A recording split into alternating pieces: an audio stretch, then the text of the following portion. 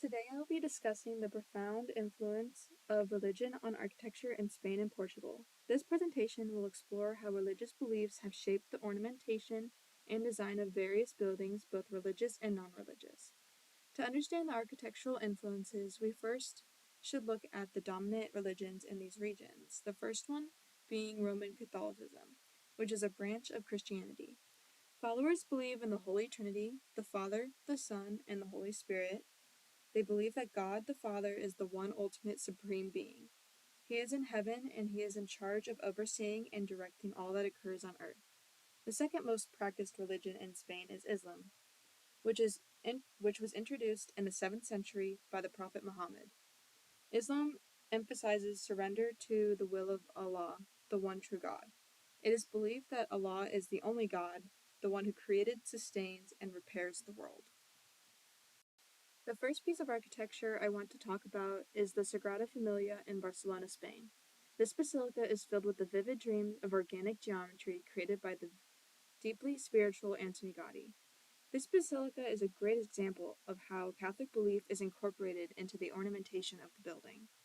Gaudi embedded religious symbolism in each aspect of the basilica by creating a visual representation of the Christian beliefs. He did this because many working people could not read. He created the basilica's three recognizable facades, which is the south, which is the Glory, east, which is the Nativity, and the west, which is the Passion facade. The Nativity's facade includes three porticos, one for each of the theological virtues of charity, hope, and faith. The portico of the Hope is dedicated to Joseph, the Virgin Mary's husband, and it displays the stories from Jesus' childhood which are described in the Bible. The Portico of Faith is dedicated to the Virgin Mary and features scenes like the Visitation, the Immaculate Conception, and others. Lastly, the Portico of Charity is dedicated to Jesus Christ and includes the genealogy of Jesus, starting all the way from Adam, the adoration of the Magi, the Annunciation, and Mary receiving the crown of heaven. The angular and incredibly naked decoration on the Christ Passion front symbolizes Christ's agony, torment, and death. The intention here is to truly experience the brutality of Christ's passion stages.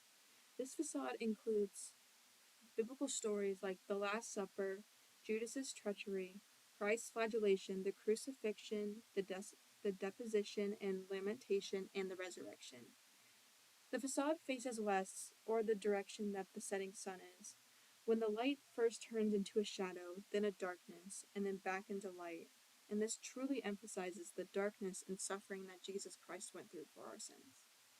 In religious buildings, there will be a lot of religious ornamentation. However, there is still a lot of religious ornamentation in buildings that aren't exactly religious in use. For example, Alhambra in Granada, Spain was a palace and a fortress, but most of the decoration has Muslim roots.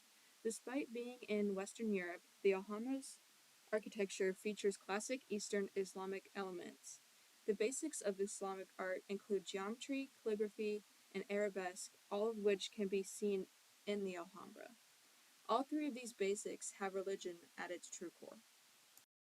Geometry is considered sacred because it is fundamental to all life. It can be found in atomic structures, proportional systems, and plant growth, and the movement of the planets. Because geometry is so ubiquitous, creating sacred buildings that follow the same lines will essentially emulate that created order.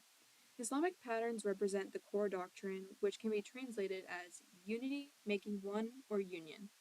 The pattern's constant growth and desolation are very symbolic of the primary attribute of that direction that an Islamic worshipper traditionally has, which is remembrance. These patterns are extremely symbolic of the cosmological facet of the divine creation. Recalling it all through repetition is being reminded that all is one. Calligraphy within the Alhambra, all of which talk about God. The famous motto from Nazareth, "There is no victor but God," was allegedly adopted by the first caliphs of Nazareth. The cursive version of this motto is found all over the Alhambra, painted on wooden cornices, engraved in short and long phrases on surrounding arches and windows, and running along the tops of the walls. The last point I want to touch on is general life, which is the gardens at the Alhambra. They were inspired by paradise. In the Middle East, where the story of Alhambra begins, it is very hot and dry, and due to this extreme weather, gardens and water have been revered as the source of life, and reflection of the divine. Muslim writings depict heaven as a collection of gardens, and the Quran makes many references to water and different kinds of vegetation. Water is a symbol of purity, cleaning, and refreshment, and is also the foundation of creation. Throughout the different building types, regardless of if the space is where faith should be worshipped or not, religion can be a significant design motivator. In churches, there are statues that depict scriptural stories and towers dedicated to God and his disciples, and it shows that this internal feeling that we have can be created into physical ornamentation so you can share it with each other. Gardens are symbols of paradise and peace that bring tranquility to those who choose to pause and ground themselves in them. Tile can have deeper roots than just being aesthetically pleasing. Religion is very important to a great number of people, and incorporating it into their everyday lives is important. So they add it to their architecture so they can be reminded daily.